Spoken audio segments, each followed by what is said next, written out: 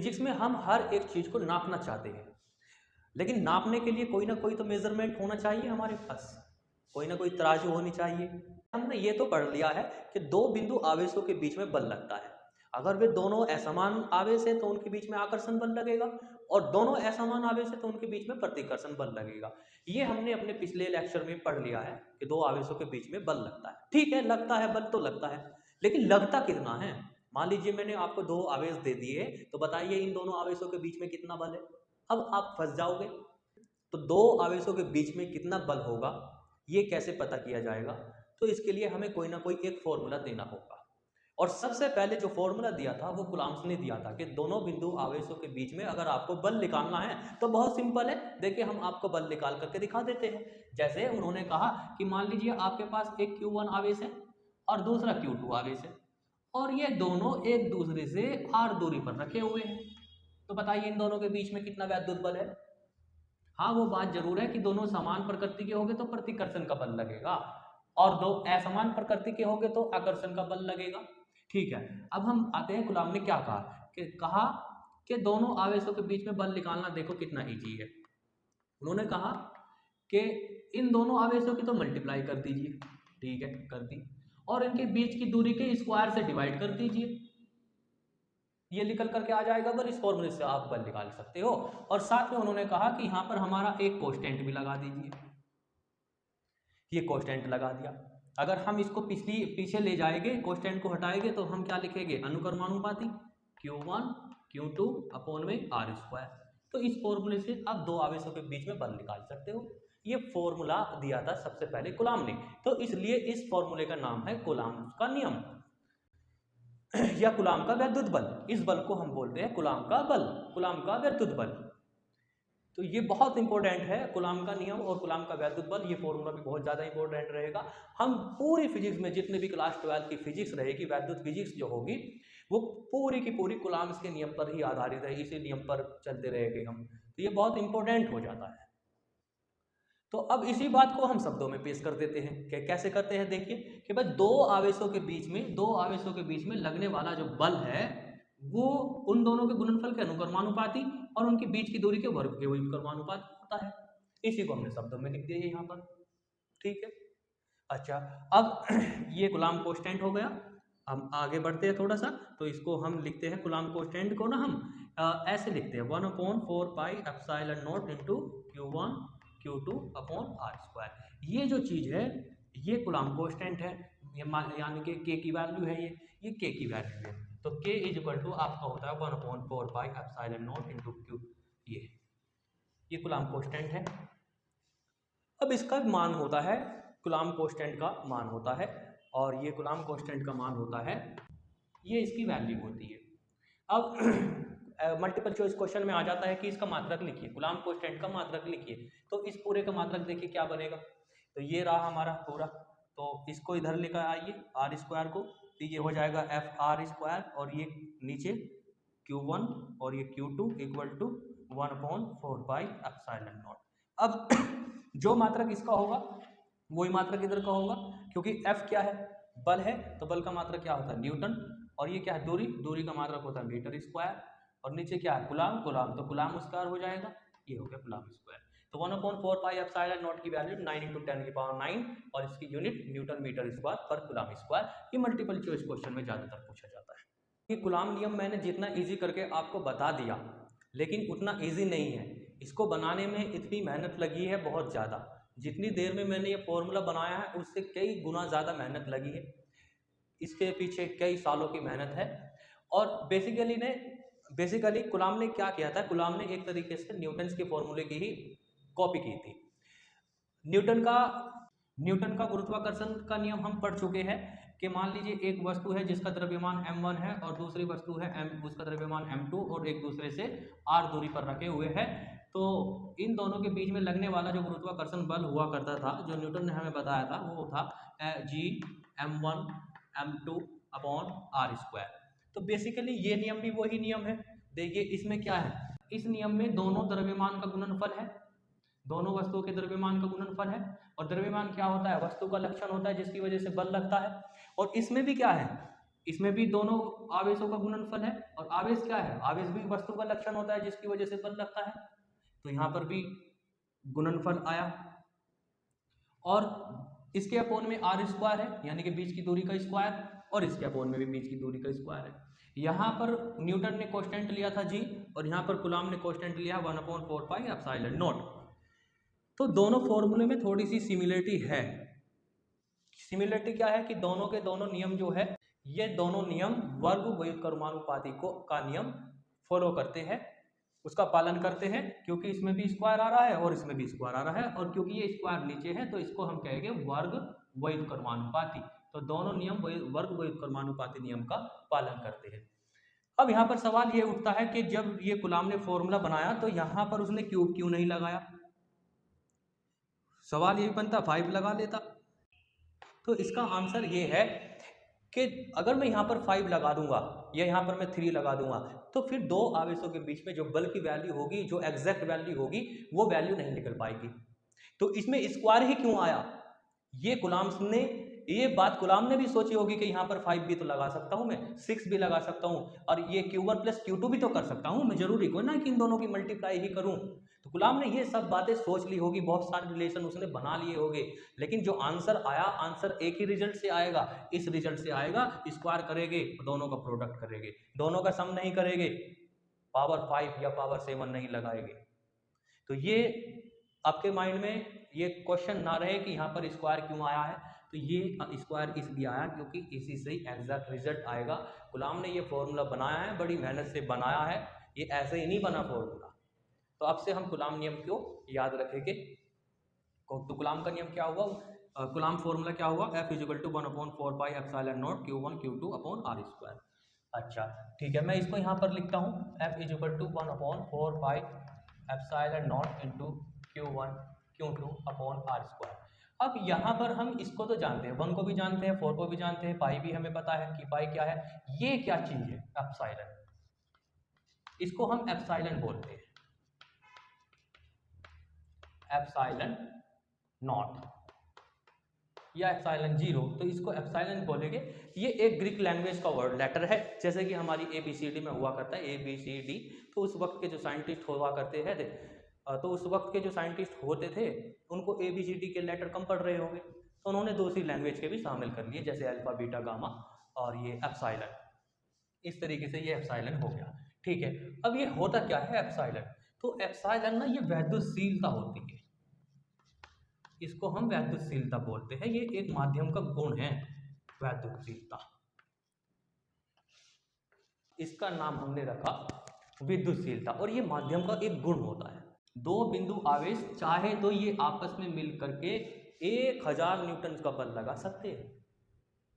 एक आवेश दूसरे आवेश पर 1000 न्यूटन का बल लगा सकते हैं, लेकिन प्रकृति ने इनके साथ ऐसा किया कि ये दोनों आपस में 1000 न्यूटन बल कभी भी नहीं लगा सकते। लिमिट दायरे में ही लगाएंगे, जितना बल आवश्यक है उतना ही बल लगाएंगे, ज़्यादा कभी नहीं लगा सकते। तो प्रकृति ने क्या किया कि इनके बीच में हवा भर दी, और हवा आप अपने आसपास चारों तरफ देखते हैं, हर चारों तरफ हवा ही है, स्पेस है। तो स्पेस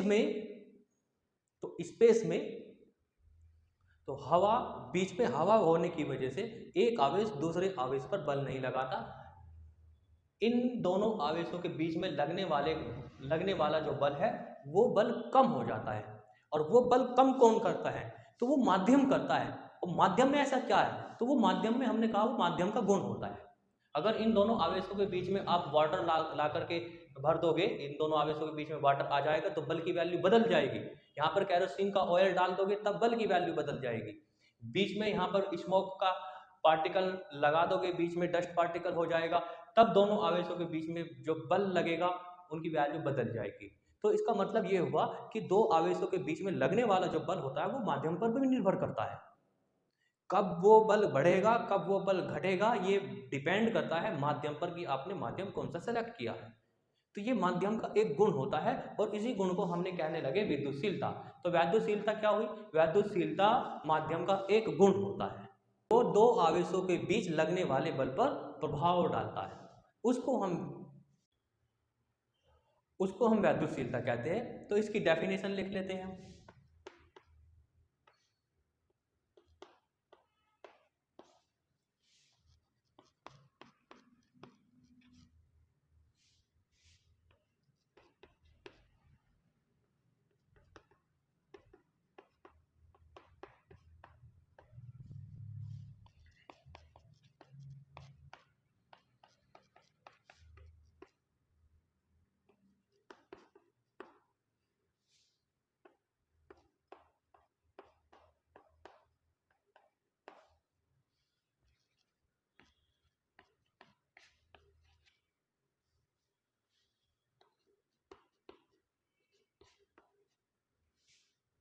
माध्यम की वैद्युतशीलता हमारी एप्सिलॉन m से हम लिखते हैं और निर्वात की वैद्युतशीलता को हम एप्सिलॉन नॉट से लिखते हैं और इसका मान जो होता है 8.85 × 10⁻12 और इसका मात्रक आप यहाँ से पता कर सकते हो। एप्सिलॉन इधर भेज देंगे बल्कि यहाँ पर आ जाएगा तो नीचे क्या बनेगा Fr² यानी कि न्यूटन मीटर स्क्वायर, ऊपर कौन है कूलाम स्क्वायर, ये कूलाम स्क्वायर और न्यूटन मीटर स्क्वायर, तो यहाँ पर इसकी ये मात्रक बन जाएगा, ये इसका मात्रक हो गया। ठीक है, उसके बाद हम देखते हैं कि हर एक माध्यम का अपना गुण अलग होता है। अगर दो आवेशों के बीच में आपने मान लीजिए एयर को रखा हुआ है, तो एयर को रखा हुआ है तो उनके बीच में कुछ और बल होगा। अब एयर को निकाल करके मैंने इनके बीच में रख दिया मोम, या दोनों के बीच में जल भर दिया, तो जैसे ही मैं इन दोनों आवेशों के बीच में पानी भरता हूँ तो बल की वैल्यू बदल जाती है। तो हम ये चेक करना चाहते हैं कि किसके भरने से कितना बल बदल जाता है, कितने गुना कम हो जाता है। तो हर एक माध्यम का अपना एक नंबर होता है जो कि उसको इतने गुना कम कर देगा या जितने गुना भी कम कर देगा। तो हम हर एक माध्यम के गुण का एक नंबर लिखना चाहते हैं और उस नंबर को हम बोलते हैं परावैद्युतांक। परावैद्युतांक यानी कि परावैद्युत अंक, वैद्युत के बल को कम करने वाला अंक, इसका संधि विच्छेद करोगे तो अंक निकलेगा इसमें से, परावैद्युतांक। और इसको हम सापेक्ष वैद्युतशीलता भी बोलते हैं, तो इसको दूसरे नाम से हम लिख लेते हैं सापेक्ष विद्युतशीलता। अब सापेक्ष विद्युतशीलता, तो दो आवेशों के बीच में बल कम हो जाता है, होता किससे है, तो हम किसी न किसी से रिलेट करेंगे, किसी न किसी के सापेक्ष में बात करेंगे। तो हमने किसी न किसी एक को पकड़ लेना है और जिससे तुलना करनी है। तो हमने तुलना किससे की, तो हमने तुलना की, तो हमने तुलना करने के लिए सबसे अच्छा जो माध्यम चुना उसको चुना हमने निर्वात, क्योंकि निर्वात में सबसे ज़्यादा बल लग सकता है। और निर्वात बेसिकली उसको कहते हैं जहाँ पर कुछ भी ना हो, उसको हम निर्वात कहते हैं। जैसे कि एक रूम में एयर है, उस एयर को भी निकाल दीजिए तो वहाँ पर निर्वात बन जाएगा। तो हम तुलना किससे करेंगे, निर्वात से।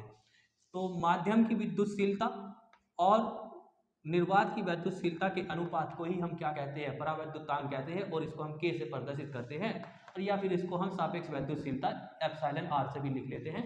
R फॉर रिलेटिव हो जाता है, तो रिलेटिव परमिटिविटी, ये इसकी डेफिनेशन।